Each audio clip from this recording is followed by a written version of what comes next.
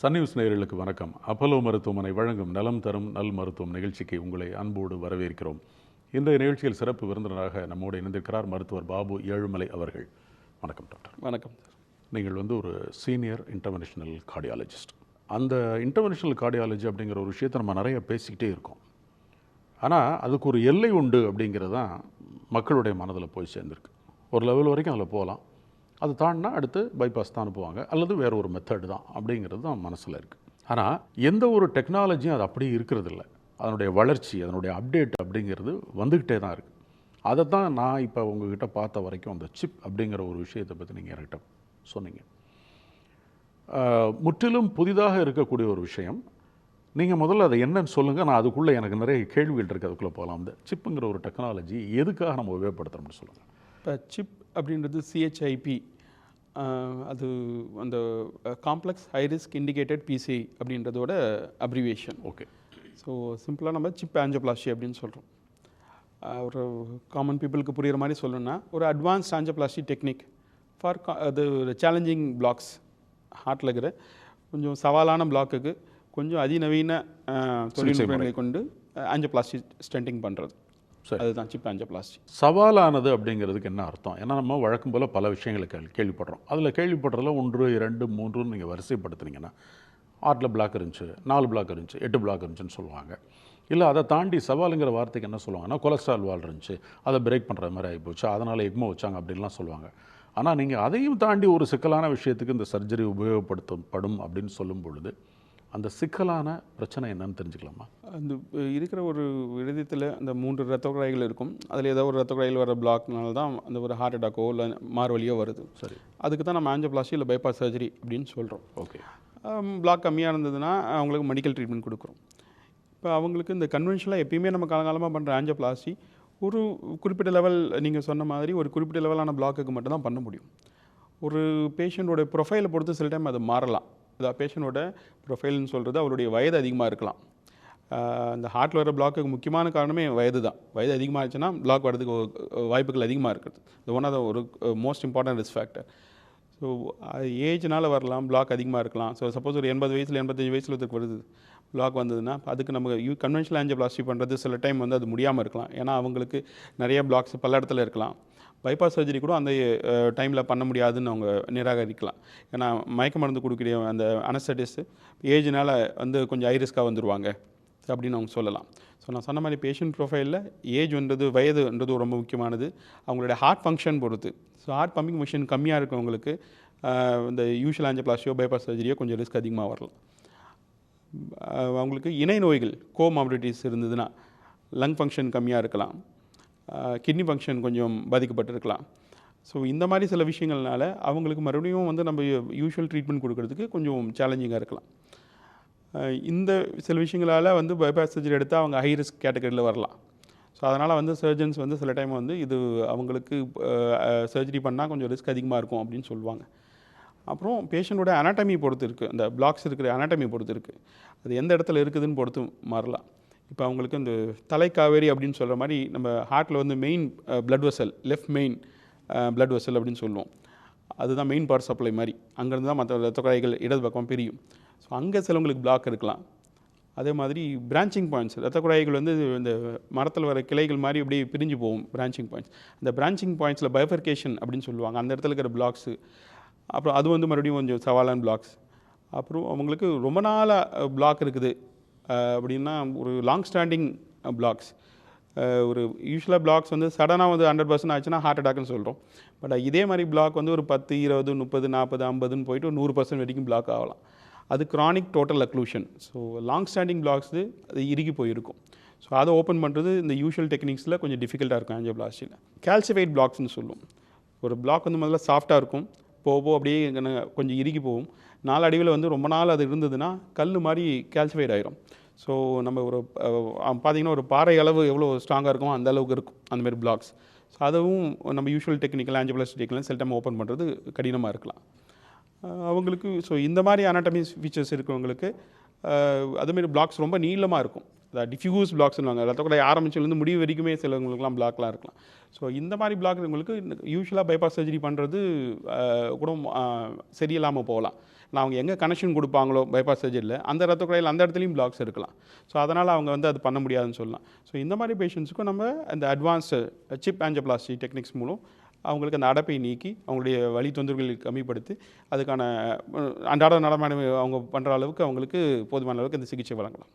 ஒரு 10 பேரை நீங்கள் பார்க்குறீங்க ஒரு சிகிச்சைக்காக, அதில் எத்தனை பேர் இன்றைக்கு இருக்கிற நிலைமையில் இந்த சிப் அப்படிங்கிற டெக்னாலஜிக்கு பொருத்தமாக இருப்பாங்க, அல்லது எத்தனை பேருக்கு இதை செய்ய வேண்டிய சூழல் இருக்குது? இப்போ நான் சொன்ன மாதிரி இப்போ வழக்கமாக வரவங்களுக்கு நம்ம வந்து யூஷுவல் டெக்னிக்ஸ் பண்ண முடியும்னா அதான் பண்ண போகிறோம். ஸோ இது ஐரிஸ் யாருக்கு இண்டிகேட்டடோ அதை வந்து ஒரு வேளை சப்போஸ் நம்ம சர்ஜரிக்கு அனுப்புகிறோம், அவங்க பைபாஸ் சர்ஜரி அவங்க பண்ண முடியாத நிராகரிக்கிறாங்க. ஏன்னா அவங்க ஐரிஸ் கேட்டகரியில் வரதுனால சர்ஜன்ஸ் வந்து பண்ண முடியாது, இல்லை பண்ணால் காம்ப்ளிகேஷன் அதிகமாக இருக்கும் அப்படின்றவங்களுக்கு நம்ம இது பண்ணலாம். ஸோ ஒரு நீங்கள் சொல்ல மாதிரி 10 பேர் பார்க்கக்குள்ள ஒரு மேபி ஒரு 3-4 பேருக்கு இது தேவைப்படலாம். கிட்டத்தட்ட ஒரு 20% 25% 30% இருக்கு. இந்த அளவுக்கு பாதிப்பு இருக்குன்னு நம்ம எடுத்துக்கலாம். காம்ப்ளெக்ஸ் ஆஞ்சியோபிளாஸ்டி ஏன்னா அவங்க வரவங்க அனாட்டமி அந்த மாதிரி இருக்கும்.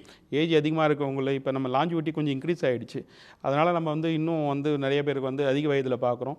அந்த மாதிரி வரவங்களுக்கு இன்னும் இறுகி போன அந்த கால்சிஃபைட் பிளாக்ஸ், பல இடத்துல இருக்கிற multiple vessel blocks, multiple vessel involvement அந்த மாதிரி வராங்க. அவங்களுக்கு வரக்குள்ளேயும் கொஞ்சம் நிறைய பேருக்கு லங் ஃபங்க்ஷனும் கிட்னி ஃபங்க்ஷன் ஹார்ட் ஃபங்க்ஷன்லாம் கொஞ்சம் கம்மியாக இருக்கிறதுனால அப்போ அவங்க ஜெனரல் அனஸ்தீசியா கொடுக்க வேண்டியிருக்கும். Open heart surgery bypass surgery போனாங்கன்னா பைபாஸ் சர்ஜரி அது அவங்க கொடுக்குறது கடினமாக இருக்கும். ஆனால் அதுலேருந்து அவங்க வெண்டிலேட்டர்லேருந்து வரது எப்படின்னு அவங்க அனஸ்தடிஸ் பார்த்துட்டு ஸோ ஃபிட் இல்லைன்னு சொல்லிவிடுவாங்க. சர்ஜன்ஸ் எல்லாம் பல தடவை வந்து அனஸ்தடிஸே வந்து பேஷண்ட் ஃபிட் இல்லை ஃபார் த ப்ரொசீஜர்னு சொல்லிவிடுவாங்க. அப்போ அந்த மாதிரி ப்ரொசீஜருக்கு நம்ம ப்ரொசீஜர் வந்து அந்தளவுக்கு ஜெனரல் அனஸ்தீசியா தேவைப்படாது பெரும்பாலும். ஸோ அந்த செடேஷனில் லோக்கல் அனஸ்தீசியாவில் தான் பண்ண போகிறோம். அதனால் நம்ம ஆஞ்சியோபிளாஸ்டியில் அது பண்ணி முடிச்சிடலாம். இன்டர்வென்ஷனல் கார்டியாலஜி முறையில் சிகிச்சை எடுக்கிறதுக்கு அவருக்கு தேவையான எல்லா டெஸ்ட்டும் வந்து நீங்கள் எடுத்துருவீங்க. எம்ஆர்ஐ ஸ்கேனு whatever மேபி அதெல்லாம் எடுத்ததுக்கப்புறம் தான் நீங்கள் முடிவுக்கு வருவீங்க. அந்த மாதிரி எடுத்ததை வச்சுட்டே நீங்கள் இல்லை இவருக்கு ரொம்ப காம்ப்ளெக்ஸாக இருக்குது, நம்ம இன்டர்வென்ஷனில் பண்ண முடியாது, ஓப்பன் ஹார்ட்டில் பண்ண முடியாது அப்படின்னு முடிவுக்கு வருவீங்களா? இல்லை நீங்கள் ஒரு அறுவை சிகிச்சை பண்ணணும் முடிவுக்கு வர்றீங்க, இன்டர்வென்ஷனில் இது சரிப்பட்டு வராதுன்னு சொல்லி நீங்கள் என்ன பண்ணுறீங்க, ஓப்பன் ஹார்ட் சர்ஜரிக்கு அனுப்புகிறீங்க, அந்த டாக்டர் என்ன சொல்கிறாரு, இல்லைங்க இதில் பண்ண முடியாது அப்படின்னு சொன்னதுக்கப்புறம் ஃபைனலாக அதுக்கு போகுமா? இது வந்து இந்த ஹார்ட் டீம் அப்ரோச் அப்படின்னு சொல்லுவாங்க. ஸோ இது ஒரு டீம் இருக்குது. டீம் தான். ஸோ கார்டியாலஜிஸ்ட்டு, கரெக்ட் சர்ஜனு, அனஸ்தடிஸ்ட் இவங்களாம் எல்லாரும் செட் பண்ணுறது தான். ஆமாம். ஸோ நீங்கள் கேட்ட கேள்வி கரெக்ட் தான். நமக்கு வந்து ஓரளவுக்கு வந்து பேஷண்ட்டோட அந்த ஆரம்பத்திலே நமக்கு சில விஷயங்கள் தெரிய வந்துடும். சப்போஸ் வந்து ஒரு 90 வயசில் ஒருத்தவங்க வராங்க, ஸோ அதுவே வந்து எக்கோ பண்ணக்குள்ளே ஹார்ட் ஃபங்க்ஷன் கம்மியாக இருக்குது, பிளட் டெஸ்ட்டில் கிட்னி ப்ராப்ளம்ங்கிறதுனாலே நம்ம முடிவு பண்ணிவிடுவோம். ஸோ அவங்களுக்கு எந்த ப்ரொசீஜர் பண்ணாலும் கொஞ்சம் ஒரு பல் எடுக்கிறதுனால கொஞ்சம் ஹை ரிஸ்கில் தான் வருவாங்க அவங்க. அப்புறம் நம்ம ஆஞ்சியோ டெஸ்ட், நம்ம மெயின் வந்து ஆஞ்சியோகிராஃபி பிளாக் இருக்குதான்னு கண்டுபிடிக்கிற டெஸ்ட் கரோனரி ஆஞ்சியோகிராஃபி. ஸோ அதில் இருக்கிற பேட்டர்ன் எந்த அளவுக்கு, அந்த அனாட்டமி எந்த அளவு இருக்குது பிளாக்ஸ், அதை வச்சு இந்த 2 விஷயங்கள் வச்சு தான் நம்ம டிசைட் பண்ணுறது. அப்புறம் சர்ஜன்கிட்ட ஒப்பீனியனும் வாங்க சொல்லுவோம் நம்ம. ஸோ அவங்க பார்த்துட்டு எப்படி பண்ணலாமா வேணாமா, ஸோ அவங்க சைடில் என்ன ரிஸ்க் இருக்கும், அனஸ்தடிஸ்ட் சொல்லுவாங்க அவங்க சைடில், இதெல்லாம் வச்சு தான் டிசைட் பண்ணுறது. இன்டர்வென்ஷனல் அப்படிங்கிற ஒரு வார்த்தை அது ஒரு சர்ஜிக்கல் ப்ரொசீஜர் இல்லை அப்படிங்கிறது தான். அது ஒரு அறுவை சிகிச்சை இல்லை, அது ஒரு ப்ரொசீஜர். ஆமாம், ப்ரொசீஜர் இல்லையா? ஸோ உங்களுடைய இந்த சிப்புங்கிற ப்ரொசீஜரு எல்லா சிக்கலையும் தாண்டி இன்டர்வென்ஷனில் அடிப்படையாக கொண்ட ஒரு ட்ரீட்மெண்ட் அப்படின்னு எடுத்துக்கிறதுனால இன்டர்வென்ஷனில் கிடைக்கிற எல்லா பலனும், உதாரணமாக சிகிச்சை முடிஞ்ச அடுத்த நாளே இவங்க வழக்கம் போல் வீட்டுக்கு போயிடலாம் அப்படிங்கிற மாதிரி எடுத்துக்கலாமா? இல்லை இவங்களுக்கு நிறைய காம்ப்ளெக்ஸாக பிரச்சனை இருந்தது, அதனால் இதை நம்ம இன்டர்வென்ஷனில் ஹேண்டில் பண்ணாலும் அவங்க ப்ரொசீஜர் படி இத்தனை நாள் பெட்டில் இருக்கணும், இத்தனை நாள் இதை பண்ணணும்னு அதுக்கு ஒரு ப்ரோட்டோகால் இருக்கு? இது இந்த யூஷுவல் ஆஞ்சியோபிளாஸ்டி வேறாலும் மாதிரி தான் பெரும்பாலும் இருக்கும். ஓகேங்களா? ஸோ மேபி ஐசியில் ஒரு நாள் இல்லை 2 நாள் தான் இருப்பாங்க. இப்போது 3ஆவது நாள் எல்லாம் டிஸ்சார்ஜ் பண்ணிவிடுவாங்க. பெரும்பாலும் ஆஞ்சியோபிளாஸ்டி அப்படி தான் பண்ணுறது. நம்ம 2ஆவது நாள் எழுந்து நடப்பாங்க. ஸோ இந்த ப்ரொசீஜர் ஏறக்குறைய அதே மாதிரி தான் இருக்கும். ஸோ அந்த இது கொஞ்சம் காம்ப்ளெக்ஸ் ஆஞ்சியோபிளாஸ்டினால மேபி 1-2 பேருக்கு கொஞ்சம் மேபி 2-3 நாள் அதிகமாக தங்க வேண்டியிருக்கலாம். பட் யூஷுவலாக நம்ம சொல்கிறது யூஷுவல் ஆஞ்சியோபிளாஸ்டிக்கு எவ்வளோ நாள் இருக்குமோ அதே மாதிரி தான். ஸோ மேபி ஐசியில் ஒரு நாள் எல்லாரையும் அப்சர்வ் பண்ணோம், 2வது நாள் வார்டுக்கு போயிடுவாங்க, 3ஆவது நாள் டிஸ்சார்ஜ் பண்ணிவிடுவோம். அதுலேருந்து மேபி 2-3 நாள் ரெஸ்ட் எடுத்துகிட்டு அந்த யூஷுவல் வேலைகள்லாம் கொஞ்சம் கொஞ்சமாக ஆரம்பிச்சிடலாம். அந்த மாதிரி தான். ஒரு சாதாரண பிரச்சனை அதை சிக்கலாக்குறது அப்படின்னு ஒன்று இருக்குது. ஹார்ட் அட்டாக் வருது, ஹார்ட்டில் ப்ராப்ளம் வருது, இப்படி அப்படிங்கிறது எல்லாமே வந்து இன்றைக்கி சாதாரண பிரச்சனைன்னு எடுத்துக்கலாம் இல்லையா? அதை சிக்கலானதான் நீங்கள் சொல்கிற ஒரு விஷயம் சிப் மூலமாக பண்ணுறது. ஸோ ஒரு இதயத்தில் வர்ற ஒரு பிரச்சனையை எது சிக்கல் ஆக்குறது, இந்த அளவுக்கு அதை கொண்டு போய் விட்டதுக்கு என்ன காரணம் உங்களுக்கு தெரியுமில்ல டாக்டர்? நீங்கள் இதை பண்ணீங்க அதனால் இது வந்தது, இல்லை உங்களுக்கு இருந்த இணை நோய் இதை இப்படி கொண்டு வந்தது, உங்கள் லைஃப் ஸ்டைல் இப்படி இருந்தது, நீங்கள் எதை சாப்பிட்டீங்க அதனால் இது வந்ததுன்னு ஒரு தொடர்பு இருக்கும். எந்த நோய்க்கும் ஒரு காரணம் இருக்கும் இல்லையா? அடிப்படையில் இதனால தான் இது வந்ததுன்னு இருக்கும். அப்போ எதனால் இந்த பிரச்சனை சிக்கலான அளவுக்கு போகுது டாக்டர்? ஒன்று நம்ம ஆரம்பத்திலே இது கண்டுபிடிக்காமல் விடுறது ஒன்று. ஓகே. அப்புறம் மெயினாக வந்து அவங்களுடைய இருக்கிற அந்த risk factors, diabetes, okay. So அது ஒரு காமன் ரிஸ்க் ஃபேக்டர். அந்த மல்டி வெசல் இன்வால்மெண்ட் சொல்லுவாங்க, நிறைய வெசல்கள் இன்வால்வ் பண்ணக்குள்ள. அப்புறம் அவங்களுடைய உணவு பழக்கவழக்கம், ஸோ வாக்கிங்லாம் போகிறாங்களா, எக்ஸசைஸ் பண்ணுறாங்களா, so cholesterol level, BP level அதெல்லாம் பொறுத்து இருக்கு. இதெல்லாம் இல்லாமல் மேற்கொண்டு முக்கியமானது ஸ்மோக்கிங். ஒரு யங் ஏஜில் யாராவது வராங்க, 25 வயசில் 30 வயசில் வந்து பெயின் சொல்கிறாங்கன்னா ஃபஸ்ட்டு கேட்குறது ஸ்மோக்கிங் ஹிஸ்ட்ரி இருக்குதா, அப்புறம் ஒர்க் ஸ்ட்ரெஸ், ஸோ அதுக்கப்புறம் ஃபேமிலி ஹிஸ்ட்ரி, அதுக்கப்புறம் தான் டயபெட்டிஸ் கேட்போம். ஒரு 50 வயசில் வரவங்கள 60 வயசு வரவங்கள ஃபஸ்ட்டு சுகருக்கு தான் கேட்குறோம். ஆனால் யங் ஏஜில் வரவங்களுக்கு ஃபஸ்ட்டு கேட்குறது ஸ்மோக்கிங் தான். ஸோ அது யங் ஏஜில் வரவங்கள ஃபஸ்ட்டு ஹார்ட் அட்டாக்னு வந்தாங்கன்னா அந்த டைமில் ஒரு வெசல் தான் யூஸ்வலாக பிளாக் இருக்கும். ஏன்னா ஸ்மோக்கிங்கால் வரவங்களுக்கு ஃபஸ்ட் ஆரம்பத்தில். பட் அதே கொஞ்சம் கொஞ்சம் அப்படியே அவங்க நாளடைவுலேருந்து கொஞ்சம் எங்கே ஒரு 20 வருஷம் 30 வருஷம் ஸ்மோக்கிங் பண்ணிட்டு வராங்க, அப்போ மல்டி வெசல் இன்வால்மெண்ட் வரலாம். பட் பெரும்பாலும் சுகர், இந்த பிபி, கொலஸ்ட்ரால் இந்த மாதிரி ரிஸ்க் ஃபேக்டர்ஸ் அவங்க diet, walking, stress, even sleep duration, so இதெல்லாம் எப்படி இருக்குது அப்படின்றது பொறுத்து தான் அந்த பேட்டர்ன் ஆஃப் அனாட்டமி வரும். சிலவங்க வந்து கண்டுக்காமல் விட்டுடுவாங்க, அவங்களோட ஆக்டிவிட்டி அப்படியே கம்மி பண்ணிக்குவாங்க. நடந்தால் கொஞ்சம் வலி வருது, அது கொஞ்சம் ஸ்லோவாக பண்ணிக்கலாம், அந்த மாதிரி இருக்குவாங்க. கொஞ்சம் மறுபடியும் லேட்டாக வந்து ப்ரெசென்ட் பண்ணுவாங்க. கொஞ்சம் எல்டர்லி பீப்புளுக்கு மறுபடியும் ஹாஸ்பிட்டல் போகல, அவங்க இந்த பேசிக் செக்கப்லாம் பண்ணலைன்னா மறுபடியும் அவங்களுக்கு தெரியாமல் இருக்கலாம், அதனாலே கொஞ்சம் லேட்டாக வரலாம். இந்த மாதிரி ஒரு சிகிச்சை அப்படிங்கிறது இன்டர்வென்ஷனல் கார்டியாலஜியில் அதுக்கு அடுத்து உள்ளதுலங்கிறத தாண்டி ஒரு சிக்கலான சிகிச்சை முறையை கையாளும் பொழுதும் அதனுடைய வெற்றி அப்படிங்கிறது நல்லபடியாகவே இருக்கும், ஒன்றும் பெருசாக பிரச்சனை இல்லை, மற்ற இதில் எப்படி நம்ம வெற்றி அடைகிறோமோ அதே மாதிரி இருக்கும் அப்படின்னு எடுத்துக்கலாமா? இல்லை சிக்கல்ங்கிற வார்த்தைக்கு பின்னால் நம்ம ஒரு சின்ன ஒரு கேள்விக்குறியை போட்டு வச்சுருக்கோமா? நார்மலாகவே ஒரு ஆஞ்சியோபிளாஸ்டி ஸ்டென்டிங் இப்போ இருக்கிற அந்த ஒரு அதிநவீன அந்த ஆஞ்சியோபிளாஸ்டி ஸ்டென்ட்ஸ் யூஸ் பண்ணோம்னா நம்ம சொல்கிறது ஒரு 5லேருந்து 10 விழுக்காடு, இப்போ 5 to 10% சான்ஸ் இருக்குது பிற்காலத்தில் பிளாக் வரலாம், திரும்ப வராது. ஆமாம். ஸோ அந்த இடத்துல அவங்க எல்லா அதுக்கப்புறம் அனைத்தையும் கடைபிடித்தால், என்ன சொல்கிறது, walking, diet, sugar, BP, cholesterol எல்லாம் கண்ட்ரோல் பண்ணி இருந்தாலே ஒரு 5 to 10% சான்ஸ் இருக்குது. அதுதான் ஆராய்ச்சியில் சொல்லியிருக்காங்க போட்ட ஸ்டென்ட்டில் பிளாக் வரலாம். இப்போ நம்ம சப்போஸ் மல்டிபிள் ஸ்டென்ட்ஸ் யூஸ் பண்ணுறோம், லாங் ஸ்டென்ட்டில் பிளாக் வரலாமா, வேறு இடத்துல வரலாமா? அது வேறு இடத்துல, அது வேறு இடத்துலையும் வரலாம். ஸ்டென்ட்லையும் ஸ்டென்ட்டுக்குள்ளே இன்ஸ்டன்ட் ரீஸ்டோனோசிஸ் சொல்கிறது 5 to 10% சான்ஸ், இது நோன் தான். சரி, அதாவது மீதி 90 to 95% நல்லா இருப்பாங்கனால தான் அதுதான் அப்ரூவ்ட் ப்ரொசீஜர். இது யாருக்கு போட்டாலும் சரி. சர்ஜரியிலையும் அதேமாரி வந்து ஒரு தடவை பண்ணிட்டாங்கன்னா மறுபடியும் பிளாக் வராதுன்னு கிடையாது. ஏன்னா இது வந்து ஒரு ஃப்ராக்சர் மாதிரி நம்ம சரி பண்ணிட்டோம், வயிற்றில் ஒரு கட்டி எடுத்து போட்டோம் அப்படின்ற மாதிரி இல்லை. ஏற்கனவே பிளாக் வந்ததுக்கு காரணம் என்ன, ஏஜ் அதிகமானால் வரலாம், சுகர், பிபி, கொலஸ்ட்ரால் இருந்தால் வரலாம், அது கண்ட்ரோல் என்ன, அவங்களுடைய diet, walking, sleeping pattern, exercise இதெல்லாம் பொறுத்து, ஃபிசிக்கல் ஆக்டிவிட்டி பொறுத்து வரலாம். ஸோ சப்போஸ் அதனால் அவங்க அதுக்கப்புறம் ஆப்ரேஷனுக்கு அப்புறமோ கூட அந்த மாதிரி ஒரு பேட்டர்ன் பின்பற்றலாம், மறுபடியும் பைபாஸ் சர்ஜரி பண்ணதுக்கும் வரலாம். அதான் பைபாஸ் சர்ஜரி ஃபெயிலியர்னு சொல்லுவோம், அந்த கிராஃப்ட் மறுபடியும் பிளாக் ஆகலாம். ஸோ அவங்களுக்கும் மறுபடியும் நம்ம ஆஞ்சியோபிளாஸ்டி தான் பண்ணும். இப்போ அவங்களுக்கு இப்போ ஜென்ரலாக சர்ஜரிக்கு நம்ம என்ன சொல்லுவோம், அந்த காலிலேருந்து எடுப்பாங்க, வெயின் கிராஃப்ட்னு சொல்லுவாங்க. இங்கேருந்து அந்த செஸ்ட் வால்லேருந்து எடுக்கிறது internal mammary artery craft. So அந்த ஆர்ட்ரி கிராஃப்ட்டுக்கு வந்து கொஞ்சம் லாஞ்சிவிட்டி அதிகம், பட் யூஸ்வலாக அது ஒரு கனெக்ஷன் கொடுப்பாங்க. மற்ற இடத்துலேருந்து யூஸ்வலாக காலிலேருந்து தான் நரம் போடுவாங்க. ஸோ காலிலேருந்து எடுக்கிற வெயின் கிராஃப்ட்டுக்கு வந்து பார்த்திங்கன்னா அந்த ஒரு 5th இயர்லேருந்து 10% சான்ஸ் இருக்குது பிளாக் ஆகலாம் அப்படின்ற ரிசர்ச்சில். ஸோ எவ்ரி இயர் அது ஆட் ஆகிட்டே போயிட்டு இருக்கும். இப்போ ஒரு 10 இயர்ஸில் பார்த்தீங்கன்னா 50% சான்ஸ் இருக்குது வெயின் கிராஃப்ட்ஸில் சொல்கிறேன். ஸோ அதுலேயும் அந்த மாதிரி கொஞ்சம் நாட்கள் ஆக அதுலேயும் கொஞ்சம் வரலாம். ஸோ நிறைய பேர் நம்ம பார்க்குறோம், பைபாஸ் சர்ஜரி பண்ணிவிட்டு ஃபெயிலியர் ஆனவங்களாம் அந்த கிராஃப்ட் பிளாக் ஆனவங்க. ஆர்ட்ரி கிராஃப்ட் ரொம்ப நாள் வரும், பட் இந்த வெயின் கிராஃப்ட் எல்லாம் பிளாக்காக வரும். அப்புறம் மறுபடியும் நம்ம வந்து இந்த சிப் ஆஞ்சியோபிளாஸ்டி பண்ணுவோம், அதுக்கும் ஸ்டென்டிங் பண்ணும். இந்த சிப் ஆஞ்சியோபிளாஸ்டியில் இது எதுக்குங்கிறத நான் திரும்ப வலியுறுத்துகிறேன். ஒரு சிக்கலான பிரச்சனைக்கான தீர்வுன்னு நீங்கள் அதை சொல்கிறீங்க. சரி, அதில் பாதிக்கப்பட்ட ஒருத்தரை நீங்கள் வந்து குணப்படுத்திடுறீங்க, அவருக்கு ஸ்டென்ட் வைக்கிறீங்க, குணப்படுத்துறீங்க. அப்புறம் அவருக்கு மறுபடியும் வரும்னு சொல்கிறீங்களே, அந்த திரும்ப வந்துச்சுன்னா அது ஸ்டென்ட்டில் வந்தாலும் ஸ்டென்ட் இல்லாமல் மிச்சம் இருக்கிற இடத்துல வந்தாலும் இதே மாதிரி ஒரு காம்ப்ளிகேஷன் அல்லது இதே மாதிரி ஒரு காம்ப்ளிகேட்டிவ் ப்ரொசீஜரில் தான் அது வருமா? இல்லை அப்படி சொல்ல முடியாது, முதல் தடவை ஒருத்தருக்கு காம்ப்ளிகேட்டடாக இருந்துச்சுங்கிறதுக்காக 2வது முறையும் அது காம்ப்ளிகேட் ஆகும்னு சொல்ல முடியாது. சாதாரணமாகவும் அது வரலாம், இன்டர்வென்ஷனல் கார்டியாலஜி ஒரு நிமிஷத்தில் சரி பண்ணக்கூடிய விஷயமாகவும் அமையலாம் அப்படின்னு எடுத்துக்கலாமா? ஆமாம். ஸோ நீங்கள் சொன்ன மாதிரி அதே மாதிரி மறுபடியும் ஒரு தடவை நம்ம காம்ப்ளெக்ஸாக பண்ணோன்னா அது அந்த ஸ்டென்ட்டுக்குள்ளே மறுபடியும் வந்தோன்னா 2வது தடவை காம்ப்ளெக்ஸாக இருக்கணும்னு அவசியம் இல்லை. வேறு இடத்துல பிளாக் வந்தாலும் அது வரக்கூடிய அந்த அனாட்டமி எந்த இடத்துல இருக்குதுன்னு பொறுத்து இருக்குது. அது வர அந்த பேஷண்ட்டோட பேட்டர்னை அந்த ஆஞ்சியோவை பார்த்துட்டு தான் நம்ம டிசைட் பண்ண வேண்டியிருக்கும் எந்த மாதிரி இருக்கணும். பட் ஒரு தடவை அங்கே காம்ப்ளெக்ஸாக பண்ணியிருக்காங்க, முதல்ல அடுத்த தடவை வரணும். ஏன்னா நம்ம தடவை அது ஃபுல் அந்த ஃப்ளோலாம் ஓப்பன் பண்ணி விட்டுவிடும்.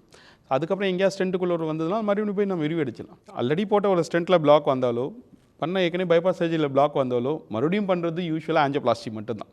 திருப்பி உடனே பைபாஸ் சர்ஜரி 2வது தடவை எடுக்கிறது வந்து ரொம்ப ரொம்ப ரொம்ப ரேர். ஏன்னா ஒரு தடவை ஆப்ரேஷன் பண்ணிட்டாங்கன்னா அந்த டிஷ்யூகள்லாம் ஃபைப்ரோஸ் ஆகிருக்கும், ஸ்காரிங் மாதிரி இருக்கும், அவ்வளோதான்.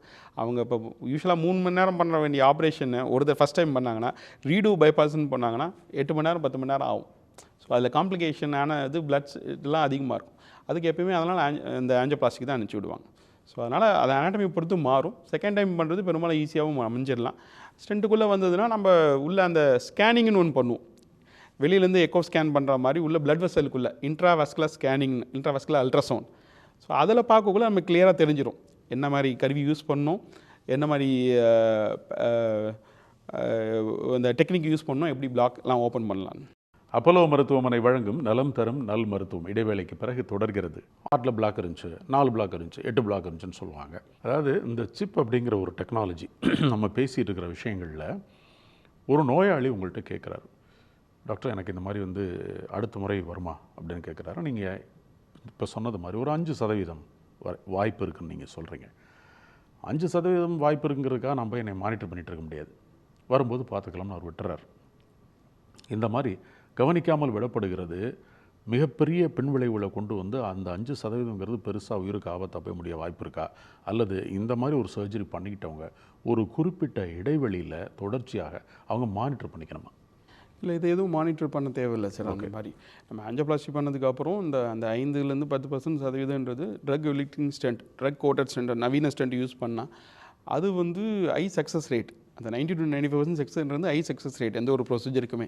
ஸோ அதனால தான் நம்ம அது சொல்கிறோம். எந்த ஒரு ப்ரொசீஜருமே மருத்துவத்துறையில் 100% சக்ஸஸ்ன்றது கொஞ்சம் கம்மி தான் அதில் எல்லாமே. ஏன்னா திரும்பி வரலாம், அது ஒரு சின்ன ஒரு இன்ஃபெக்ஷனாக கூட வரலாம். ஒரு எலும்பு சர்ஜரியில் கூட பார்த்திங்கன்னா ஒரு இன்ஃபெக்ஷன் ஆகலாம். ஸோ எதுலையுமே 100% சக்ஸஸ்ன்னு சொல்ல மாட்டாங்க. அந்த மாதிரி இருக்கிற ப்ரொசீஜர் கம்மி தான். ஸோ இவங்க யாரும் ஒன்றும் மானிட்டர் பண்ணணும்னு அவசியம் இல்லை. அவங்க மானிட்டர் பண்ண வேண்டியது அவங்களுடைய சிம்டம்ஸும் அவங்களுடைய ஆக்டிவிட்டி எப்படி வச்சுருக்காங்க. ஸோ நம்ம யூஸ்வலாக சொல்கிறது ஒரு 40 வயசுக்கு மேலே ஆஞ்சியோபிளாஸ்டி பண்ணவங்களும் இல்லை சும்மா இருக்கிறவங்களும் 40 வயசுக்கு மேலே சில விஷயங்கள் கடைபிடிக்கணும்.